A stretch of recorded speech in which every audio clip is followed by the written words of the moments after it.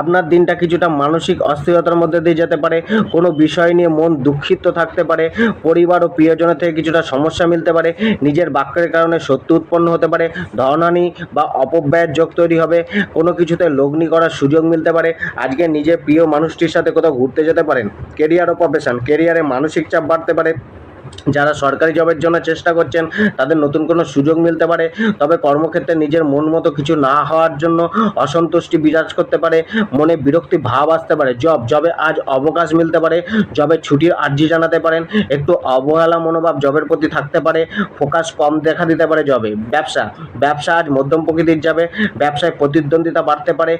আর্থিক কিছুটা ক্ষতির যোগও তৈরি হচ্ছে, তাই লেনদেন সাবধানে করুন। জীবনসাথী ও পরিবার, পৈতৃক কোনো সম্পত্তি প্রাপ্তির কথা উঠতে পারে। পারিবারিক জীবন মধ্যম যাবে। প্রেমের প্রতি সম্পূর্ণ আবেগ কাজ করবে। সাথীর থেকে কোনো নিরাশা মিলতে পারে। স্বাস্থ্য, শারীরিক কিছু। কন্যা রাশি,